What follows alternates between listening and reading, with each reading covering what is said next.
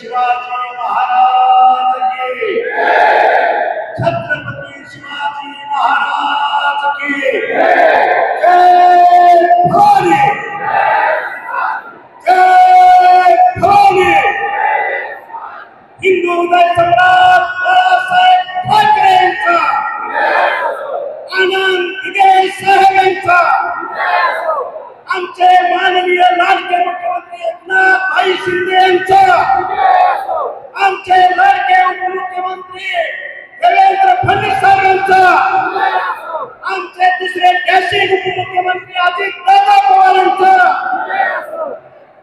जय श्रीराम जय श्रीराम। आज धाराशिव लोकसभा मतदारसंघातून प्रत्येक गावाच्या कानाकोपऱ्यातून आज आपल्याला एका निर्णयाकडे येण्यासाठी सगळी कामं बाजूला ठेवून पेशंट हॉस्पिटलमध्ये तसाच सोडून या ठिकाणी उपस्थित आहे। या ठिकाणी व्यासपीठावर उपस्थित असलेले आमचे मार्गदर्शक माजी खासदार रवींद्र गायकवाड सर, आमचे आमदार साहेब रामनाथ चौगले साहेब, त्याच्यानंतर धाराशिव जिल्ह्यातील शिवसेनेचे तमाम पदाधिकारी वैयक्तिक नावं घेत नाही, कोणाचे आमचे जिल्हा प्रमुख, समन्वयक, उपतालुका प्रमुख, तालुका प्रमुख, संघटक, आमचे महिला आघाडी जिल्हा प्रमुख, त्यांच्या सर्व तालुका प्रमुख, त्यांच्या वेगवेगळ्या आघाड्या, आणि या सगळ्यांपेक्षा आपल्या सगळ्या पदाधिकाऱ्यांना गावागावात खेड्याखेड्यात बळ देणारा, ताकद देणारा हा समोर बसलेला माझा कडवट शिवसैनिक यांना माझा मानाचा मुजरा। खरं तर जानेवारी 26 जानेवारी 2024 पासून आपले जिल्हा प्रमुख आणि धनंजय सावंत यांनी आपल्या निवडणूक कार्यालयाचं उद्घाटन आपण सविधे भारतात पहिल्यांदा कार्यालय जर कुठं सुरू झाला असेल ह्या निवडणुकीचं 2024 लोकसभेचं तर ते धाराशिवमध्ये सुरू झालं, त्याचं नारायण। आणि त्याचं एकच कारण होतं की पारंपरिक पद्धतीनं आपल्या सरांनी आपल्याला सांगितलं की अतिशय प्रतिकूल परिस्थितीमध्ये 2-2, 3-3 मंत्री, 2-2, 3-3 मुख्यमंत्री, या 2-3 जिल्ह्यातले सगळे दिग्गज पदाधिकारी, या असं म्हणेल काँग्रेस राष्ट्रवादीचे सरदार सरांच्या विरोधात एकवटले असताना गल्लोगल्लीत शिवाजी महाराजांचा गणविकावा करणारा माझा शिवसैनिक त्या ठिकाणी ताकदीने उभा राहिला आणि ती खिंड लढवली। जय पराजय हवाले मानत नाही, तो होत असतो, येत असतो, जात असतो। त्यावेळी असल्या पराजयानं किंवा जयानं उन्माद होणाराही माझा शिवसैनिक नाही आणि पराजयानं खचणाराही माझा शिवसैनिक नाही, म्हणून हा शिवसैनिक आहे। याचं वर्णनच करता येणार नाही, याची दिशाही कुणाला कळणार नाही। आणि म्हणून हा धाराशिव जिल्हा अख्ख्या महाराष्ट्रात कडवट शिवसैनिक म्हणून ओळखला जातो। त्याचं कारण ते हा कुणापुढेही वाकणार नाही, कुणापुढेही नतमस्तक होणार नाही, स्वतःच्या स्वाभिमानावर घरात आपल्या मडक्यातलं तांब्यावर पाणी पिऊन झोपेल पण कुणापुढे झुकणार नाही, ही या शिवसैनिकाची जात आहे। म्हणून हा शिवसैनिक। म्हणून यापुढं आपण ज्यावेळेस फॉर्म भरायला आलो त्यावेळेसही जर तुम्ही होता, आमचे आमदार साहेब होते, माझ्या शिवसैनिकांची खंत मी बोलून लागलो। याचा अर्थ आम्ही महायुतीतनं काहीतरी वेगळा विचार करतोय किंवा महायुतीच्या बाजूने काहीतरी वेगळ्या पद्धतीने आम्ही चाललोय असं अजिबात नाही। पण माझ्या शिवसैनिकांचं दुःख, माझ्या गल्लीमुळातला शिवसैनिक, खेड्यातला शिवसैनिक, माझ्या बांधावरचा शिवसैनिक, याचं दुःख काय, त्याची व्यथा काय, हे सर्व नेते मंडळीला करणं गरजेचं होतं आणि ते तुमच्या माध्यमातून इथे काम करतो।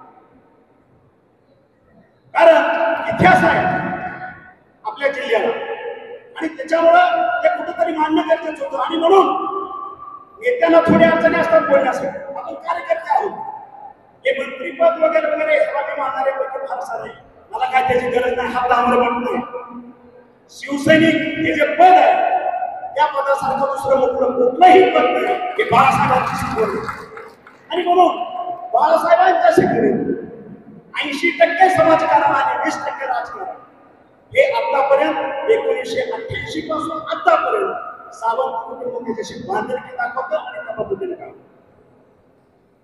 सोलापूर जिल्ह्यात माझ्या एक मागे सभा झाली होती 3 महिन्यापूर्वी.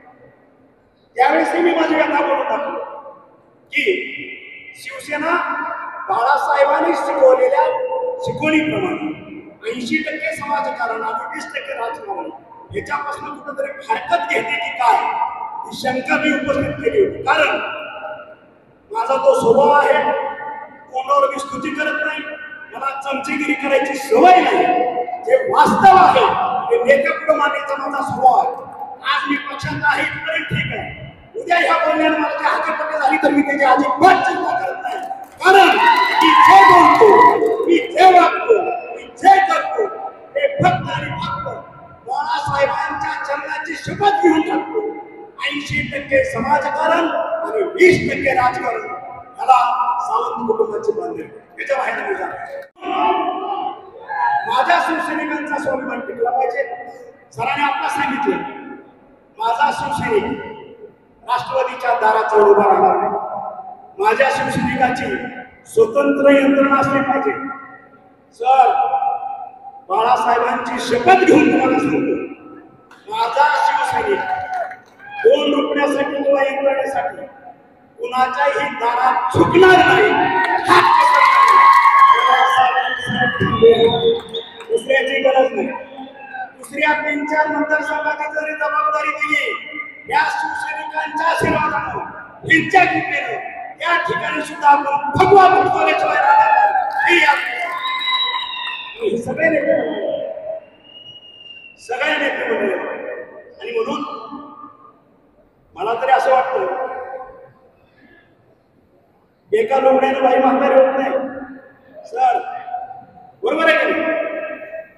ह्या पंचवार्षिकला 2024 ला धनुष्यबाण मशीनवरनं गायब झालं म्हणून आम्ही खचणार.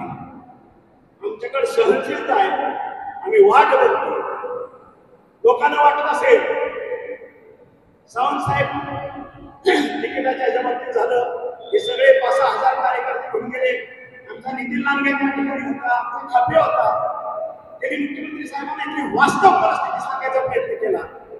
पण सर, आमदार साहेब, आपले संपर्क कोचरे साहेब, आस्थानितले नेते काही ठिकाणी असतातच, प्रत्येक ठिकाणी आलं लक्षात. शिवाजी महाराज आपण त्यावेळेस सूर्याचे पिसाळ सुद्धा होताच, एक काउंटर पार्ट असतोच. त्यांनी मुख्यमंत्र्यांसमोर वेगळी भूमिका मांडण्याचा प्रयत्न केला. यालाही आपल्याला कळतं. कारण तुम्ही फक्त तिकीट देणार आहात, मत देणारा हा माझा सर्वसामान्य शिवसैनिक. त्यांच्या जीवावरती आम्ही बोलतो, मित्राच्या जीवावरती बोलतो. आणि म्हणून गेलं तिकीट जाऊ द्या, महायुतीतच राहिलं हे नशीब. वाय दिला नाही कुणाला, आपण वाय दिला नाही. आणि म्हणून तमाम शिवसैनिक अण्णाने सांगितलं तसं की वाट बघत होता काय भूमिका घ्यायची. पण सरांनी मागाची सांगितलं 2014 ते 2024 पर्यंत गेल्या 10 वर्षातला आपण जर बघितलं, काय पद्धतीचा विकास झाला, काय पद्धतीचं शेतकऱ्याच्या जीवनामध्ये परिवर्तन झालं. सर्व ठिकाणी रोडचं कनेक्टिव्हिटी कशा पद्धतीने झालं, एअरपोर्ट कसं झालं. 2 मिनिट थांबतो. आपल्या धाराशिव जिल्ह्याचे तुळजापूरचे आमदार माननीय राणादादा पाटील, आमचे मार्गदर्शक बसवराजचे पाटील साहेब, आमचे सहकारी सुनील मालक आणि त्यांच्याबरोबर असणारे सर्व कार्यकर्ते आता व्यासपीठावर येत आहेत. मी माझ्या तमाम धाराशिवच्या शिवसैनिकांतर्फे, माझ्या पदाधिकाऱ्यांतर्फे त्यांचं स्वागत करतो आणि त्यांना विनंती करतो की त्यांनी स्थानापन्न व्हावं.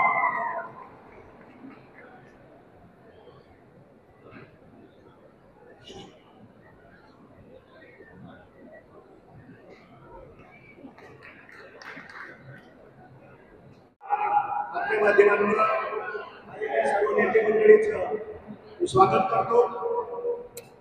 जसं कीर्तन सांगताना बोलीचा आपण एक निरूपण करतो, असं थोडं ब्रेक होतं, पण माझा ब्रेक होणार नाही, कारण मी संप्रदाय करतात तुरंत त्या ओवीला लोटवाडीची गाडी मी चालूच करणार.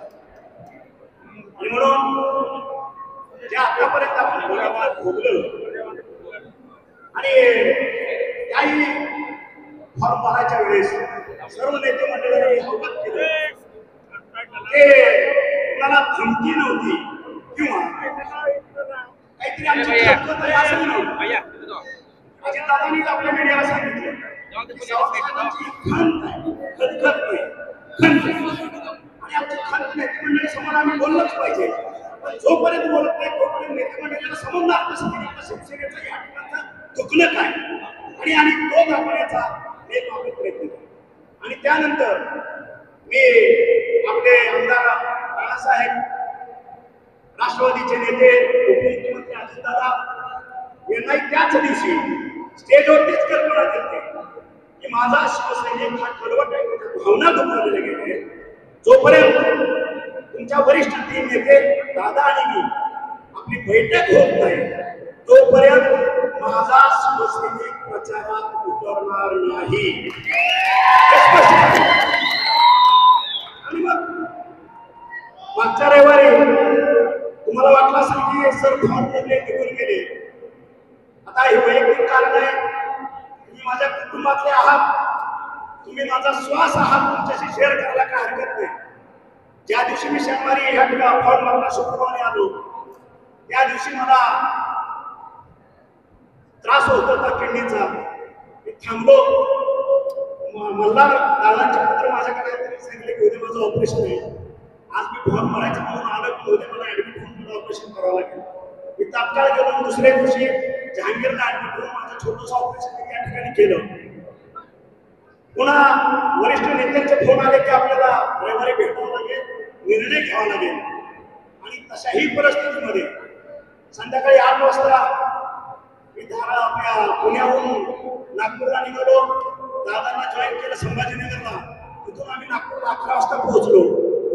अजितदादा, मी आणि आपले राणा पाटील साहेब यांची त्या ठिकाणी तास मीटिंग झाली. त्यानंतर उपमुख्यमंत्री देवेंद्र फडणवीस साहेब हे वर्ध्याला होते. आम्ही रात्री 2-2:30 वाजता वर्ध्याला पोहोचलो. त्या ठिकाणी 3:30-4 पर्यंत राणादादा, मी आणि उपमुख्यमंत्री साहेब देवेंद्र फडणवीस यांची मीटिंग झाली. आणि त्या मीटिंग मध्ये माझी जी व्यथा आहे, माझ्या शिवसैनिकांचं जे दुखणं आहे ते दादालाही माहित आहे. मी त्या ठिकाणी परखड मांडलेला आहे, एवढंच मी आज तुम्हाला सांगतो. कारण माझ्या शिवसैनिकांचं जे दुखणं आहे, मला पहिलं त्या तिकिटाच्या वेळेस तोही किस्सा तुम्हाला सांगणं गरजेचं आहे.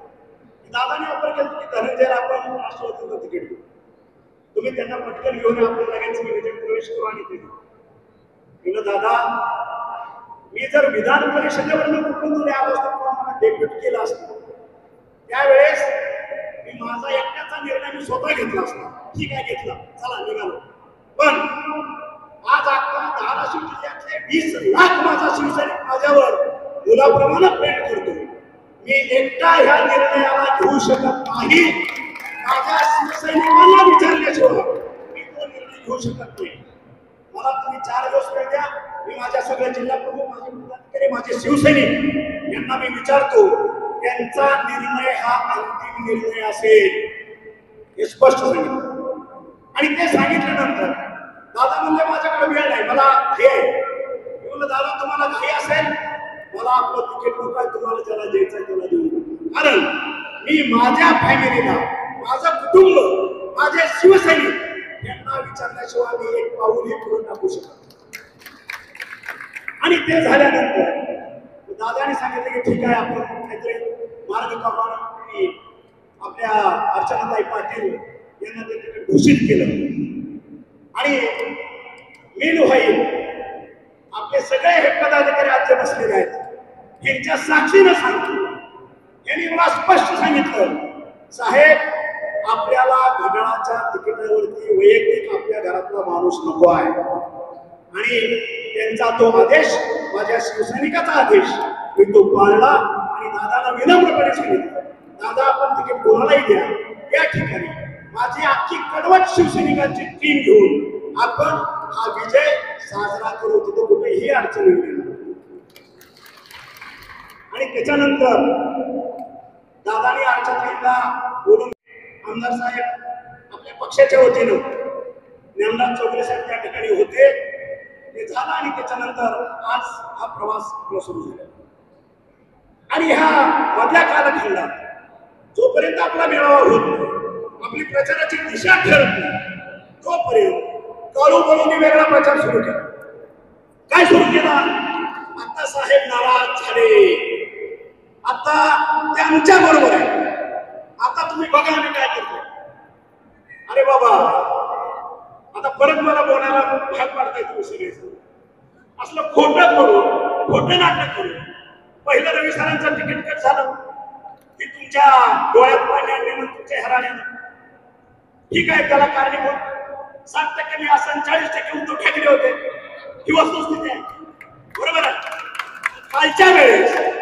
कालच्या वेळेस सुद्धा तुम्ही भाऊंना विचारा, मुख्यमंत्री साहेब सेनेला तिकीट द्यायचं असेल, सावंताच्या घरात नसेल मान्य आहे, कुणालाही द्या, धनुष्यबाणाला द्या, सरांना द्या, कुणालाही द्या, साधा शिवसैनिक द्या, निवडून आणायची जबाबदारी तानाची झालं. तो विषय मागा पडला.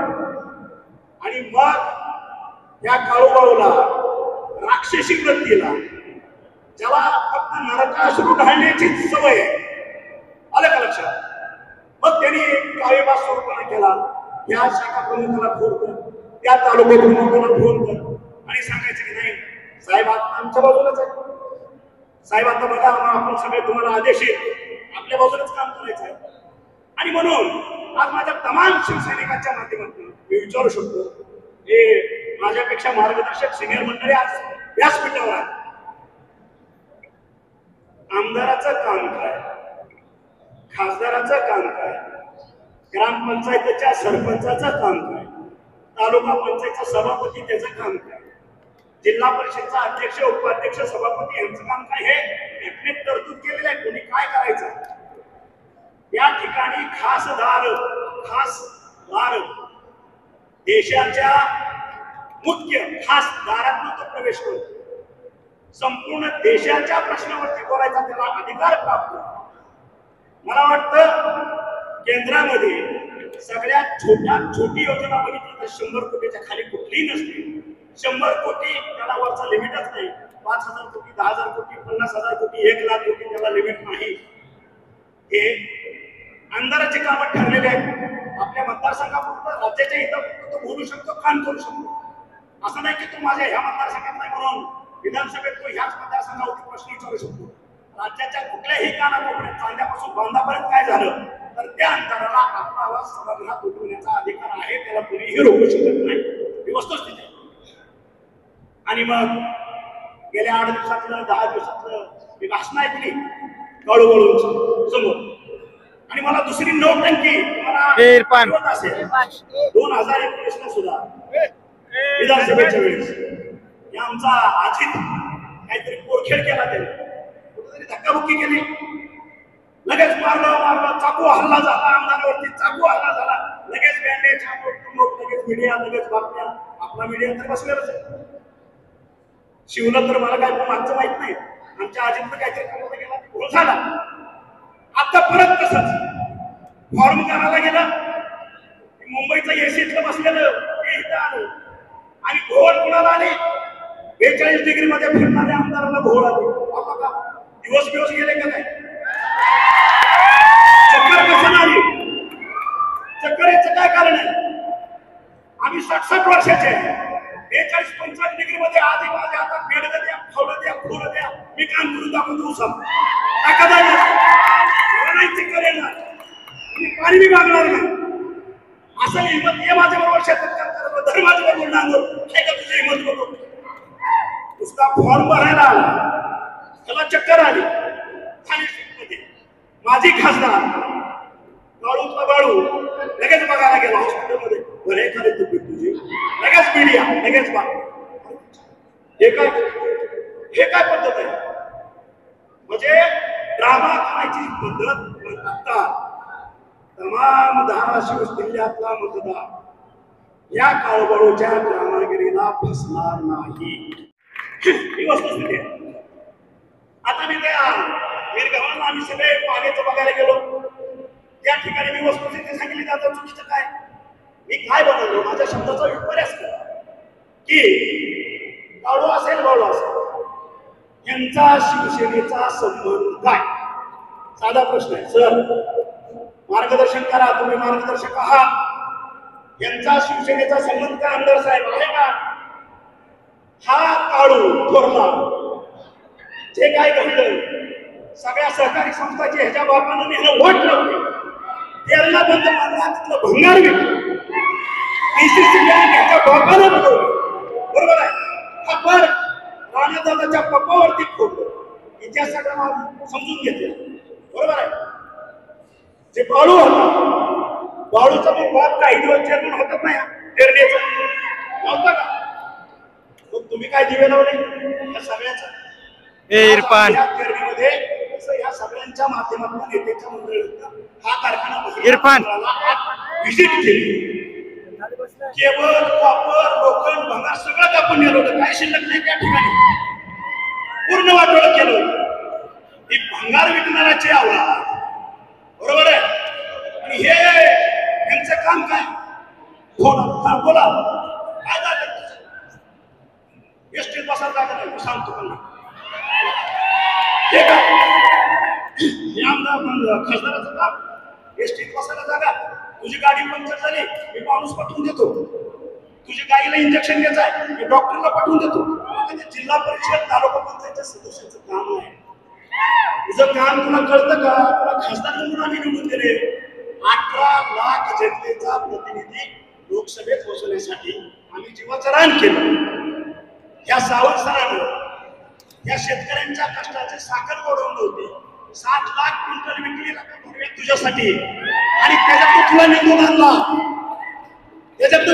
आणला आणि मग मी जे बोललो तू पहिलं काँग्रेसच्या लोकांना तुझा राजकीय बाप केला नंतर उद्धव ठाकरेचा तुझा काही संबंध होता सेनेचा काही संबंध होता.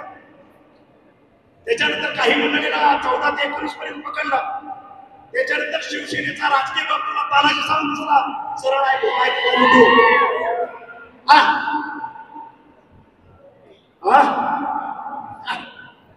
आता सरांचा मार्गदर्शक आमचे ते म्हणतात शिवसेनेत त्या काळून मला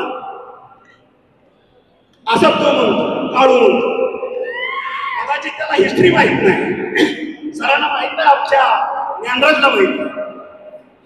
सावंत फॅमिली बाळासाहेब ठाकरेंच्या आशीर्वादाने 1988 हून कडूच माझ्या घरात आहे.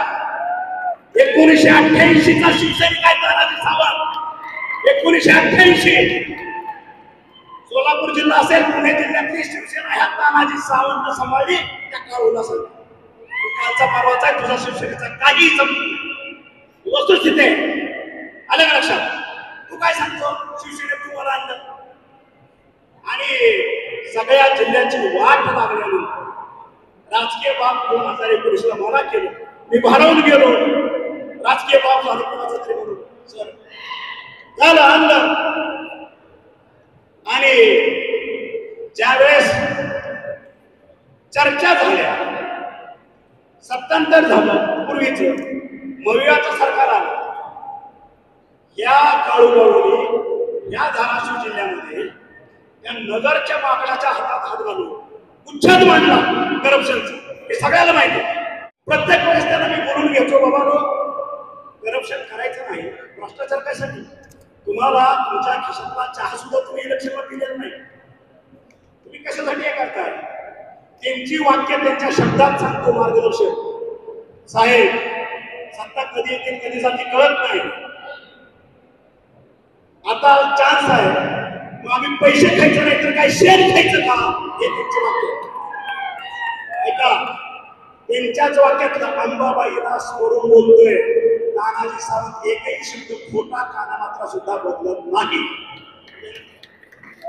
पैसे खायचं नाही तर काय शेण खायचं. अरे मला अधिकाऱ्यांना जर तुम्ही त्रास दिला त्या ठिकाणी जनतेच्याच खिशातून पैसे काढणार आहेत का? ही कुठली पद्धत आहे? आणि अशा पद्धतीने ज्यांनी राजकीय बाप मांडला, ज्यानं जनतेच्या हितासाठी आम्ही सरकार बदललं, त्यांना वाटलं आता पुन्हा आपल्याला काहीतरी ऑपॉर्च्युनिटी मिळेल आणि म्हणून ते थांबले. आणि माझ्या माहितीप्रमाणे परवा फॉर्म भरायचे वगैरे काहीतरी काढा. अजून कुणाला तरी एक राजकीय बाब परवाचे फॉर्म भरतो एक मान, त्याचंही मी फोनवर अभिनंदन केलं त्या राजकीय बाबाचं. बोललं हे बघ, मी 2019ला राजकीय बाब होतो, तुला आता म्हटलाय, मला माहिती आहे तू काय करणार नाही. तू शाब्दिक भाषण बसून द्यायला जाशील, अजिबात जायचं नाही, कारण हे फसवे हे ध्यानात ठेव. मला साहेब तुमच्यापेक्षा 25 वर्ष मी राजकारणात आहे. मी किती नद्याचं पाणी पिलोय हे मला माहित आहे. हे असले लई येऊन गेले की माझ्याकडे तुम्ही फसला मी फसणार. आणि म्हणून तुम्ही बघितलं असेल महाराष्ट्राचा जाणता राजा काल परवा आपल्या धाराशिवमध्ये काहीतरी आणि त्याचा अमरावतीच्या सभेत त्याने स्वतःचा मोबाईल लावून एक क्लिप ऐकवली 2014ची मोदी साहेबांची. खर तर अतिशय मोठे नेते आहेत, त्यांना विनम्र अभिवादन करून मी माझं मत व्यक्त करतोय. लोकशाहीच्या माध्यमातून आपलं मत व्यक्त करायचा प्रत्येकाला अधिकार आहे अधिकार. आणि त्या माध्यमातून 2014च्या अगोदर भारताचा विकास बघा आणि 2014 नंतर आज 2024 10 वर्षाचा भारताचा विकास बघा. मित्र म्हणेल हा विकास मुंबई, दिल्ली किंवा उत्तर प्रदेश, लखनौपर्यंत मर्यादित राहिलेला नाही. आज आपल्या भागात गेलेले हायवे बघतोय, सुरत चेन्नई बघतोय, झालेला बेटचा पुढे संभाजीनगरपर्यंत झालेला हायवे बघतोय, सोलापूरच्या हायवे बघतोय, वेगवेगळ्या पद्धतीचे जनरेशन स्टेशन्स बघतोय, शेतकऱ्यांना केलेली मदत आपण बघतोय. शेतकऱ्यांच्या खात्यावरती 6,000 रुपये महिना जात आहेत, गोरगरिबांना डायरेक्ट त्याच्या खात्यामध्ये पैसे जात आहेत.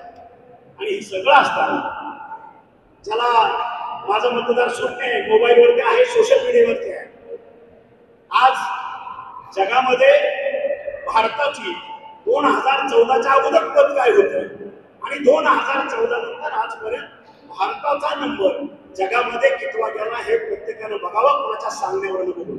राजाने जे क्लिप दाखवली, महागाई आम्ही कमी करू, महागाई कमी करू, आणि मोदींनी कुठे महागाई कमी केली, महागाई वाढली. सर्वसामान्य जनताला काही ओरखोर सोडली, ज्या काय माझ्या माता भगिनी आणि जे काय शेतात काम करणारे माझे शेतकरी बंधू त्यांना माहित नसतं. आज श्रीलंकेमध्ये पेट्रोलचा दर काय, भाजीचा दर काय, पाण्याच्या बाटलीचा दर काय हे माहित करून घ्या म्हणा आमच्या जाणता राजाला. आज आमच्या शेजारी पाकिस्तान आहे, या ठिकाणी ह्या सर्व जीवनावश्यक वस्तूचे बाजारभाव काय बघून घ्या. बांगलादेशामध्ये काय भाव आहेत बघून घ्या, तिबेटमध्ये काय भाव बघून घ्या, चायनामध्ये काय भाव आहेत बघून घ्या, माझ्या नेपाळमध्ये काय भाव बघून घ्या. म्हणजे ज्या वेळेस आपण ग्लोबली बोलायला जातो, ज्या गोष्टी जाणत्या राजाने सांगितल्या, हे हवा इतकी झाली, इतकं झालं, ते त्यावेळेस काय बोलले होते 10 वर्षापूर्वी, हे कुठं खरं झालं, त्याने आपला शब्द फिरवला, ते शक्य झाला नाही. अहो या पाकिस्तानामध्ये पेट्रोलचा भाव 400 रुपये आहे, 400 रुपये लिटर. पाण्याची बाटली आपली 1 लिटरची 200 रुपयाला मिळते. अंडा आपल्याला 150 रुपयाला त्या ठिकाणी एक अंडा मिळतो. या पद्धतीची महागाई माझ्या भारतात आहे. अमेरिकेतलं उदाहरण घ्या, जर्मनीमधलं उदाहरण घ्या, हे तुम्हाला कळतं सगळं. पण कुठेतरी मतांतर लोकांना भरवण्यासाठी वेगवेगळ्या पद्धतीच्या गोष्टीचा अवलंब करायचा, लोकांची मती भ्रमिष्ट करायची आणि वेळ मारून घ्यायची. पण हा माझा सर्वसामान्य मतदार, भारत देशातला अख्खा मतदार बोलणार नाही, तुमच्या चकव्याला फसणार नाही, याची गॅरंटी आज मी शिवसेनेतर्फे आमच्या नरेंद्रभाई मोदी करू. कारण जनतेला माहित आहे काय काम केलं. आज कधी न भूतो न भविष्य 10 वर्षामध्ये भारताची अर्थव्यवस्था पहिल्या 5 मध्ये आली विश्वामध्ये. हे कुणाचं काम आहे? हे तुमच्या काळात का झालं नाही? तुम्ही तरी 34-35 वर्ष सत्तेत होता, तुम्हाला जमलं नाही, ते करून दाखवलं ना. आणि आज जो उर्वरित विकास आहे तो जर पूर्ण करायचा असेल तर आपल्याला नरेंद्रभाई मोदींना परत त्या ठिकाणी तिसऱ्यांदा पंतप्रधान झालेलं पाहायचं आहे. हे माझ्या सर्वसामान्यांचं स्वप्न आहे. एवढंच मी आज सांगतो. म्हणून आपकी बार 400 पार आणि परत एकदा कळकळीची विनंती करायची आहे माझ्या सर्व तमाम शिवसैनिकांना. या ठिकाणी 400 जर करायचे असतील तर माझ्या धाराशिवचा एक लोकप्रतिनिधी या ठिकाणी असणं गरजेचं आहे. कारण सत्ता ही एनडीएचीच येणार आहे. नरेंद्रभाई मोदी हेच पंतप्रधान होणार आहेत आणि जर आपला खासदार विरोधाचा असेल तर पुन्हा हा आकांक्षित जिल्हा असाच राहणार. याच्यामध्ये मोठमोठे प्रोजेक्ट कुठलेही येणार नाही. ही वस्तुस्थिती आहे. त्याच्यामुळे सर्वसामान्य न करता सत्ता कुणाची येणार आहे आणि मग मी माझं मतदान वाया का घालू. आणि म्हणून माननीय नरेंद्र मोदी भाई यांचं स्थान बळकट करण्यासाठी आपल्यावरती जी जबाबदारी दिली आहे धाराशिवची, तो उमेदवार आपल्या ताई सौ अर्चनाताई पाटील यांचं चिन्ह घड्याळ आहे. आणि मी माझ्या तमाम शिवसैनिकांना कळकळीची आणि नम्र विनंती करतो, नम्र आव्हान करतो, आपण जीवाचं रान करून प्रत्येक गावागावात प्रत्येक शाखेशाखेत या ठिकाणी आपला मतदार जागृत करा. सगळे मतदान गोळा करा आणि येणाऱ्या 7 तारखेला घड्याळाच्या चिन्हापुढचं बटन दाबून आपण या ठिकाणी आपला उमेदवार कमीत कमी 2 लाख मतांना विजयी झाला पाहिजे. हा शब्द आपण देशाचा या विश्वाचा नेता नरेंद्रभाई मोदी यांना आपण देऊ. आणि जे माझे मार्गदर्शक आमचे प्राध्यापक रवींद्र गायकवाड यांनी सांगितलं, माझ्या तमाम शिवसैनिकांना कुठलीही यंत्रणा कुठलंही काय कुणापुढेही मान झुकावी लागणार नाही. यासाठी तानाजी सावंत सक्षम आहे. त्यांनी आपले सगळे जिल्हा प्रमुख, आमच्या महिला आघाडीच्या प्रमुख, आपले तालुका प्रमुख, आपले समन्वयक यांच्या आजपासूनच मीटिंग होते. सगळी यंत्रणा कामाला 24 तासाच्या आत लागली पाहिजे आणि गल्ली बोळात आपण प्रचार सुरू झाला पाहिजे. हे दृश्य मला 24 तासात दिसलं पाहिजे. एवढंच नम्र आवाहन करतो आणि आजच्या पुरतं हे 2 शब्द संपवतो. जय हिंद, जय महाराष्ट्र.